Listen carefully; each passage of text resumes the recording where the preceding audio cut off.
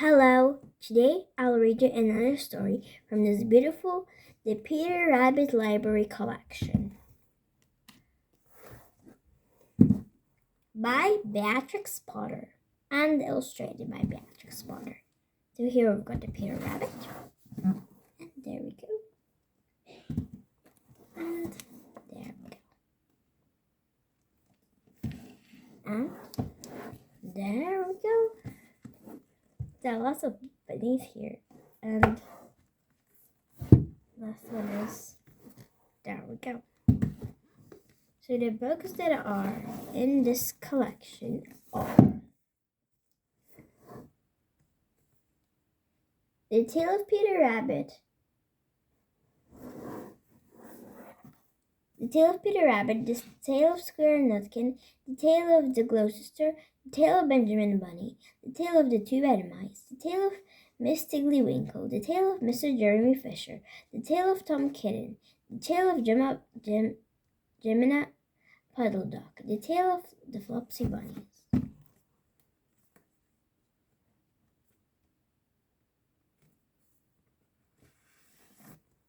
So let's do a little change here. Do a little change of books. And there we go. Today we'll read The Tale of Squirrel Nutkin.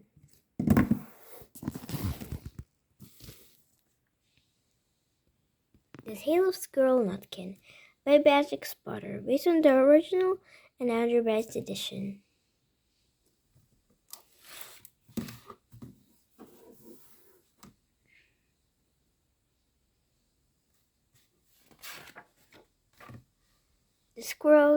The Tale of Squirrel Nutkin by Beatrix Potter.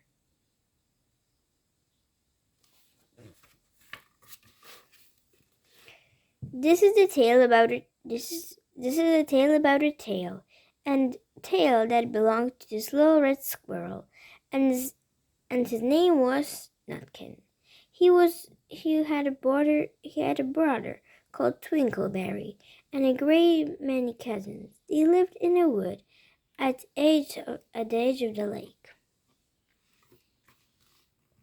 In the middle of the lake, there is an island covered with trees and nut bushes, and among those trees stands a hollow oak tree, which is the house of an owl who is called Old Brown.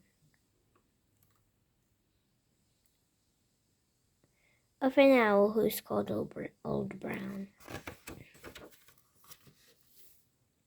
One autumn, when the nuts were ripe and the leaves and the hazel bushes were golden, and green Nutkin and green Nutkin and Twinkleberry and all the other little squirrels came out of the wood and down the edge of the lake. They had made little rafts out of twigs, and they paddled away over the water to the Owl Island to gather nuts. Each squirrel had a little sack and a large oar, and spread out his tail for the sail.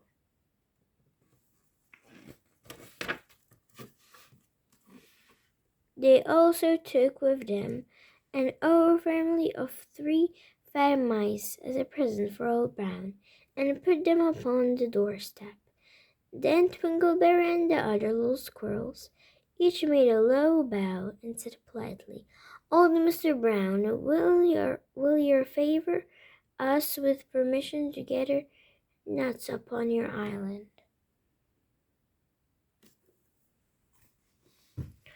But Nutkin was excessively impertinent in his manners. He bobbed and down like a red crabbery singing. Riddle me, rot tot tote.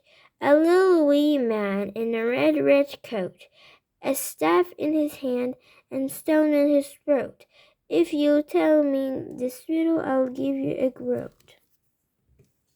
Now this riddle is as old as the hills. Mr. Brown paid no attention whatever to Nutkin.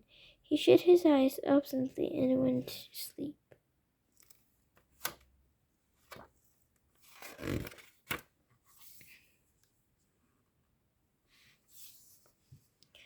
The squirrels filled their little sacks with nuts and sailed away home in the evening, but the next morning they all came back again to Owl Island, and Twinkleberry and the others brought a fine fat mole and laid it on the stone in front of Old Brown's doorway, and said, "Mr. Brown, will you favor us with your gracious permission to gather some more nuts?"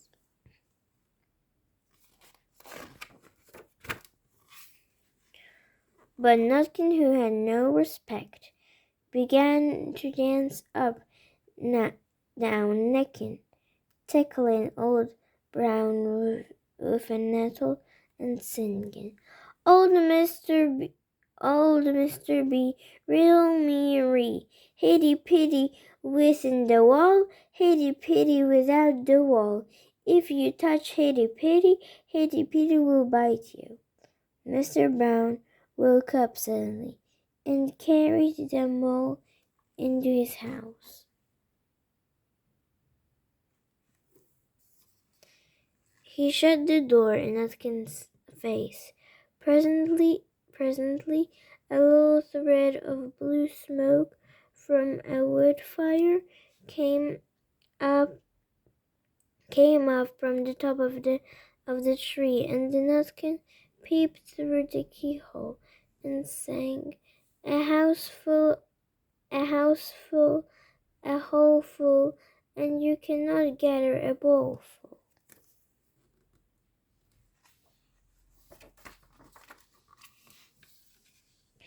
The squirrels searched for nuts all over the island and filled their little sacks, but Nutkin gathered oak apples, yellow, scarlet, and set up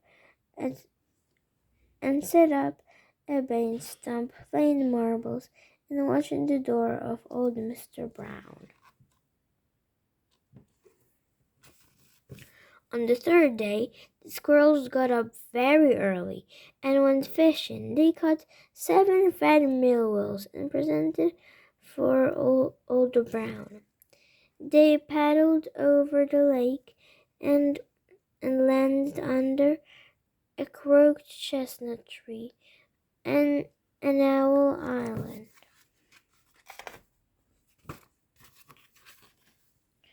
Twinkleberry and 6 other little squirrels, each carried a fat minnow, but Nutkin, who had no mice manners, brought no present at all. He ran in front singing, "The man in the will just said to me, 'How many strawberries grow in the sea?' I answered him, I thought good as red herrings and grow in the wood." But old Mr. Brown took no interest in riddles, not even when the answer was provided for him. On the 4th day, the squirrels brought a present of 6 fat beetles, which were as good as plums in plum pudding. For Old Brown, each beetle was wrapped up carefully in a dock leaf, fast eaten with a pine needle and pin. But Nutkin sang as really as ever, "Old Mr. B, riddle me ree, for floor England, fruit of Spain, meant together in shower of rain, put a bag tied around with string. If you tell me this riddle, I'll give you a ring."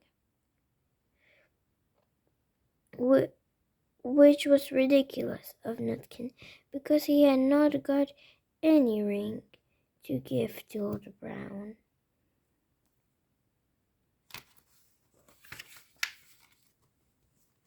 The other squirrels hunted up and down on nuts and bushes, but Nutkin gathered robins and cushions of blair bush and stuck them full of pine needles and pins.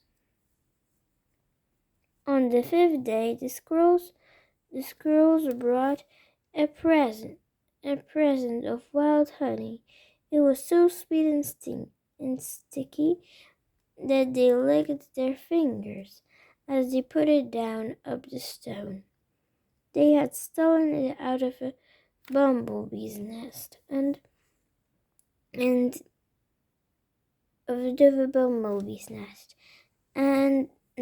on the tippy top of the hill. But Nutkin skipped up and down singing, hum and bum buzz buzz, hum and bum buzz buzz. As I went over Tippleton, I met a flock of bunny swin, some yellow-neckled, some yellow-blacked. They were very bunniest swing. The air wound over Tippleton.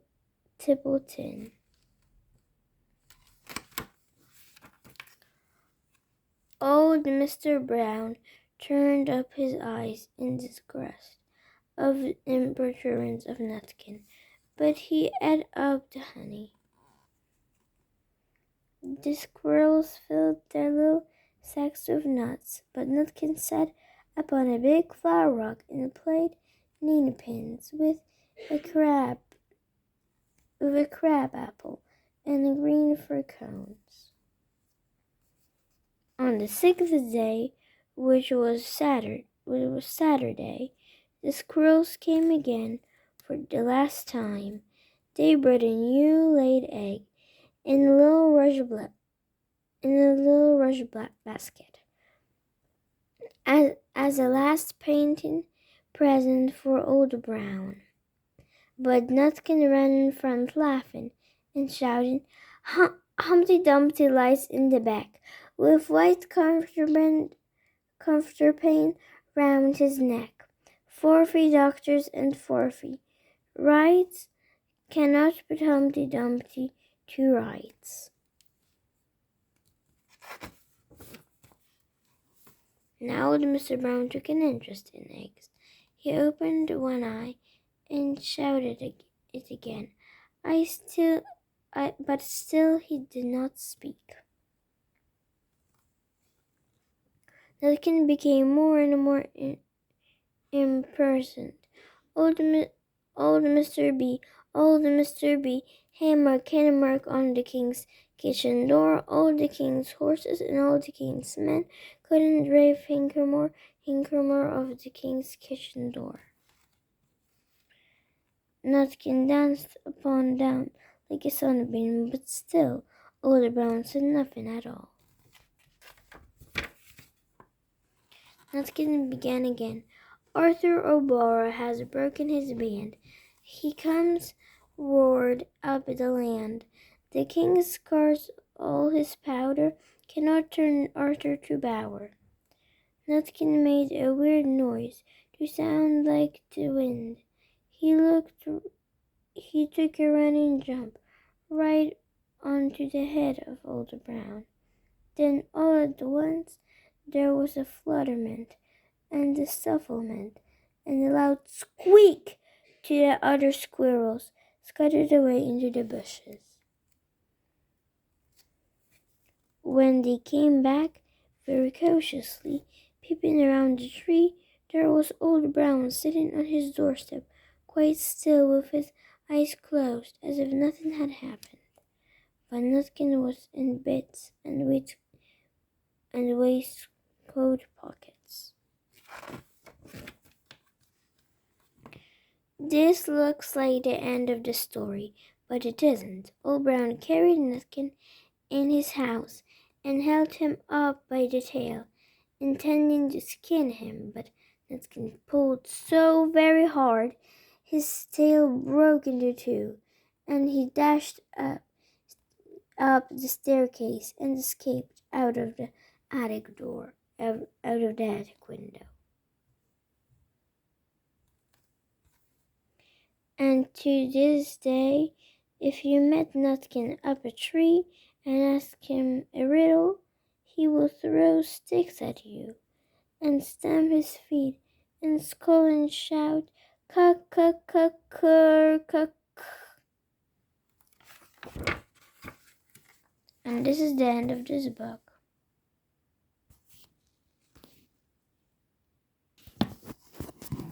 Hope you enjoyed. Bye!